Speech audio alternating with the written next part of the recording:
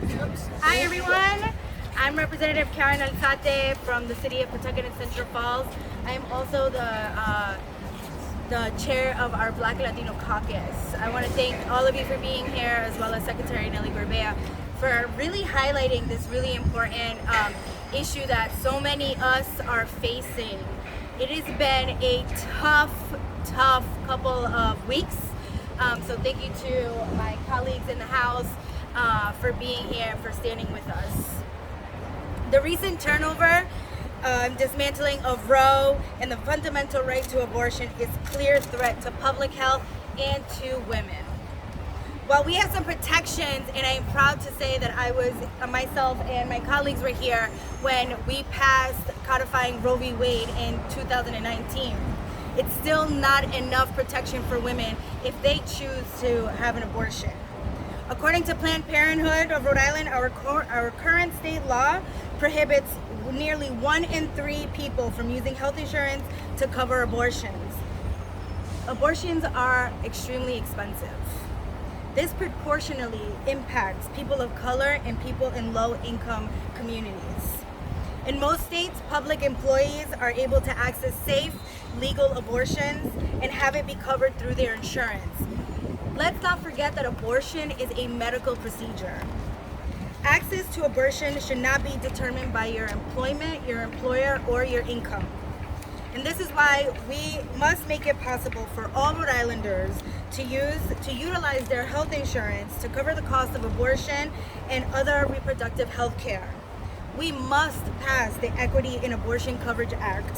We must elect leaderships who prioritize health, safety, and the well-being for our citizens. I am proud to say that the House Chamber's leadership is behind this 100%.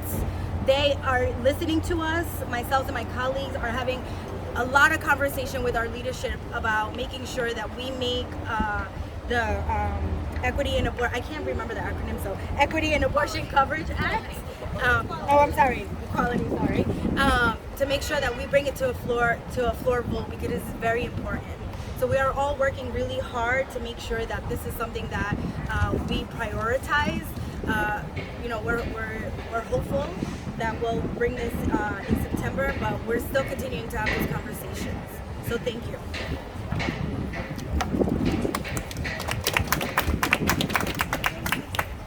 Hello everyone, good to be here with all of you. I'm Dr. Pablo Rodriguez. I am an obstetrician gynecologist here in the state. I've been here for over 40 years. And I am the former medical director of Planned Parenthood of Rhode Island.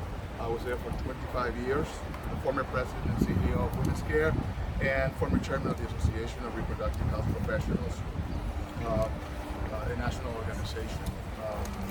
I've been involved in the pro-choice movement my entire career. Many of you have been with me throughout this adventure. According to Planned Parenthood, our current law prohibits nearly 1 in 3 people from using health insurance to cover abortion. That means that poor women and state employees are considered second-class citizens whose legal access to abortion is blocked by a minority of the people in the state, aided by those who lack the political courage to do what's right. It is not from lack of money or support from the public. It is a lack of political will in supporting the moral agency of 1/3 of our population. This disproportionately impacts people of color and people of low income. Abortion is healthcare, and it should be covered. We need leadership who will prioritize getting the Equality in Abortion Coverage Act passed. I've spent my life fighting for reproductive rights and freedom, and Nellie has been by my side throughout it all. Nellie Gorbea is the only candidate for governor we can trust to protect a woman's right to make her own healthcare decisions. She has a proven history of working to protect access to abortion in Rhode Island. Governors are the last line of defense in the fight to protect abortion access, especially now that the Supreme Court has abolished Roe. We cannot take the governor's office for granted, and we certainly can't afford to elect a governor who has wavered in his dedication for what is right. Thank you.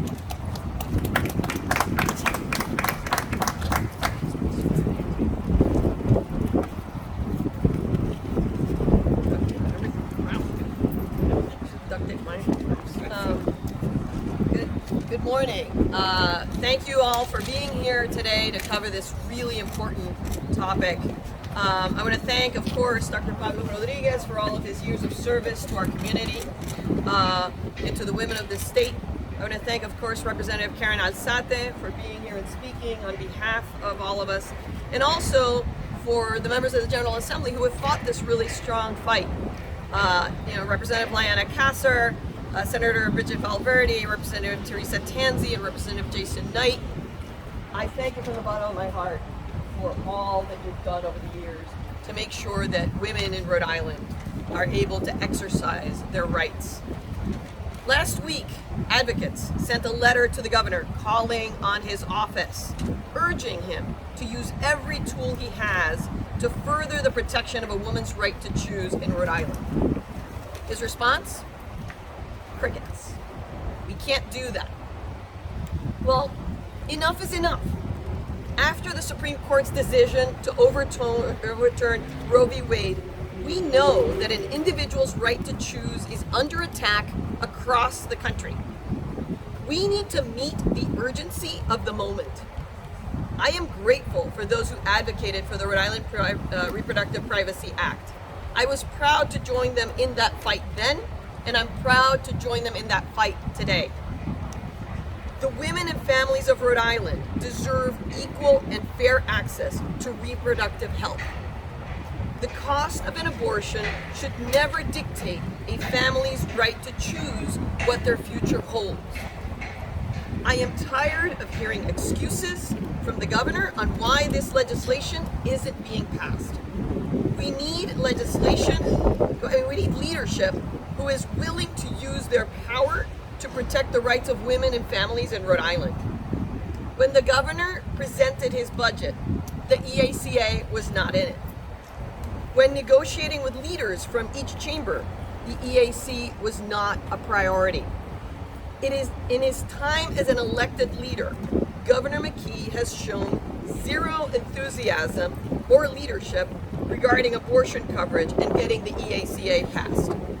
He even referred to codifying Roe v. Wade into Rhode Island law as really more of a gesture when he spoke about this back in 2018. We need different leadership. We need leadership that takes seriously the rights of women. This must happen because until access to coverage is equal, abortion coverage is a right that not all Rhode Islanders are able to have. We need leadership that sets the tone and understands how deeply important the right to an abortion is. The right to make that choice should be that of that woman and their family with whoever else they want to involve. But it has to be the woman's choice, not some governmental entity. To my colleagues who are also running for governor, I want to call on you today to commit to this effort and to stand up for it. If the governor and the leadership won't take action now, I call on every candidate running for governor to commit to fully funding the EACA now. Thank you. Questions? Yes. Sure. I'm going to say candidate Gorbea as opposed to Secretary of State Gorbea. What are the mechanics of getting this legislation and this funding passed in a, let's just say, post-session world? How do you go about doing this now? Well, there's a number of ways in which things happen in the post-session in this building. And each and every one of you who are reporters have seen all sorts of things get done in the post-session. So I really think, first of all, I'm calling on the fact that the governor, during the time when he had the power to speak to the concerns that Rhode Island women have about this issue, did nothing. Now that we're in the post-session, he could definitely call on the leadership and say, this is a really important issue, we have to act on it now. There's all sorts of ways in which a governor can express leadership and call on the legislative branch to act. Can I clarify a couple of things? Number one, the governor has said it's not a legal opinion saying he doesn't have the power to issue an executive order to do what you're all asking to do, do you have a contrary legal opinion? Who provided it that he does have the power? So I will say this. The governor has the power to negotiate and to lead and to make it a point, an important point, with his conversations with the General Assembly to either bring them back or to somehow figure out a way around. Do you think he can issue an executive order which was specifically for the 20-odd advocates? But there's many other ways I in know. which, I understand. there's I many heard other your ways. answer. Absolutely. But do you believe he has the power to issue an executive order, which is something, if you do believe it, he could do today? No, I'm not an attorney myself. I'm not gonna get into a tit for tat on whether, this one way of passing the provisions is a viable method or not. I know that I've worked in this building as an advocate, as a community leader, and now as an elected official. There are many ways in which to get things done in this building. And he's not using the power of his office to stand for women and their right to choose what is best for their families. I'd like to ask Karen Alzate a question as well. You said something about the House leadership in that chamber is 100% behind something and bringing members back in September. So tell me who has conveyed to you that there's 100% support, and how much realistic talk is there about bringing the House and Senate back in September? Sure. So I can't speak to the Senate side, but I can't speak to the Senate side. I can only speak to the House side.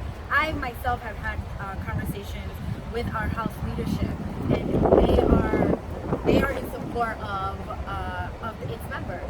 We have talked to them. We have said to them that we want this bill to get passed, and we are asking them if they could negotiate with whoever they feel the need that they need to negotiate with, so that we can have this bill passed in September. Women are being attacked right now.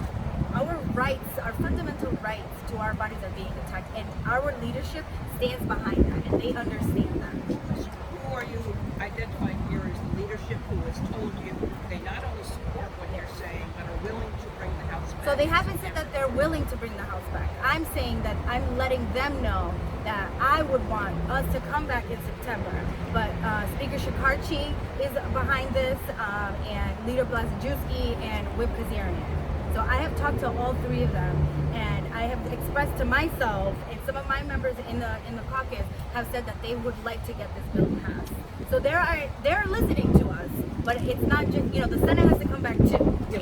I think what's really important here is that the governor, as the governor of the state, has the ability to get the speaker and the Senate president back into this building.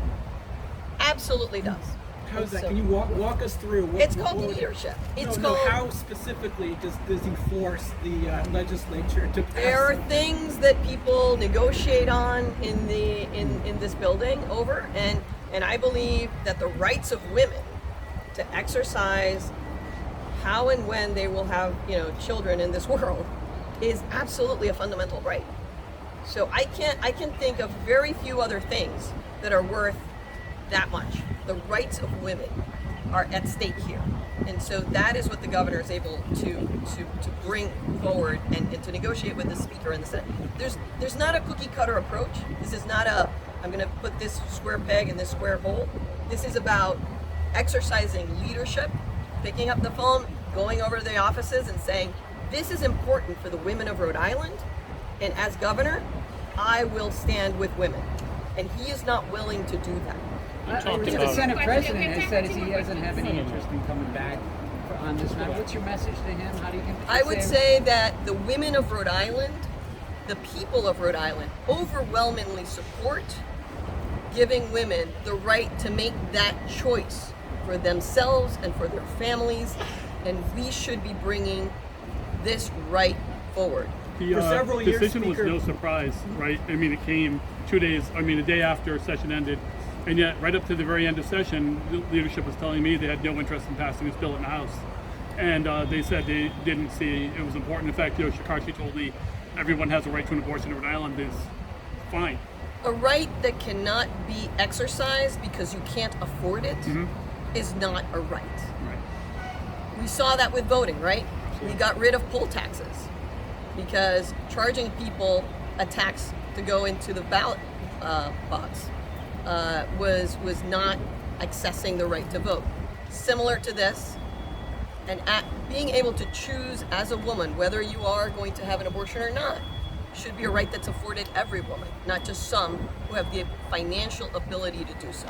You talked about fully funding this. What's this going to cost? You know, there's been a series of fiscal notes on this, and in the end, this is about people's rights over their own bodies and to exercise their right. So whatever the cost is inconsequential to the value of women's rights to have governance over their own bodies. How prominently? Do you regret supporting Speaker Mattiello over the years, who was for a long time the firewall against codifying Roe v. Wade? So I know that this is something that many of my supporters have been busy throwing out there. In the end, I have 30 years of experience in fighting for abortion rights. I can see why my opponents would be bringing this up because, you know, one of them actually has not been a supporter of abortion rights and has not really been out there advocating, Governor McKee. And my opponent gave money to Mitch McConnell, who we have to thank for being in this situation to begin with, right? So in the end, I testified for the bill that codified Roe v. Wade. I have absolutely advocated for abortion rights my entire life. And I am proud of the fact that blocking Speaker Mattiello, again, you can take it back. I will say that I, as an elected leader, have listened and had conversations with a wide variety of folks, some of whom I don't agree with on everything. But those are the moments in which you can actually advocate for the things that you care passionately about. And in the end, thanks to the work of myself and many advocates who are on the ground, we were able to codify Roe v. Wade despite the objections, the personal objections of that speaker. And I'm proud of that work. How prominently will this issue factor in the Gorbea for Governor campaign moving forward into the primary? Well, we're having a press conference today. Clearly, it's factoring very prominently because this is not a moment to waver. This is a moment to be out there and proudly support the rights of women and the financial access that people need to exercise their rights. What kind of persuasion can you bring to this argument that you're the opponents can't? I'm sorry, what? What kind of persuasive powers can you bring to this that your opponents cannot? You know, I know that there have been other moments in which when I have spoken about certain issues, we've been able to see changes in the way things happen. I hope that my standing here today very firmly and letting Rhode Islanders know that I stand behind women and their right to be able to choose how they will live their lives is something that they can count on with Governor Gorbea. Is there an ad to follow? You know, I'm not gonna get into what ads might be coming down the pike, but I know that it will be something that I will be talking with Rhode Islanders every step of the way, every week till we get to primary day. Thanks. One of the reasons I ask is obvious. Folks, I think it was the day after, if not within 48 hours of the U.S. Supreme Court decision, it was out there stating this position. And here we are. Yep. A little bit of time has passed. So I wonder, how are you going to be on this group standing here and get your message? You know, here's the thing. I didn't give money to Mitch McConnell, who overthrew Roe v. Wade. I mean, who basically prevented President Obama from appointing a Supreme Court justice that could have changed the track of history that we're on right now. So I understand her need to get out there on this issue now, but I have stood by women for all of my adult life, and I will continue to do so as Governor of Rhode Island. Thanks. Thank you, everybody. Appreciate it.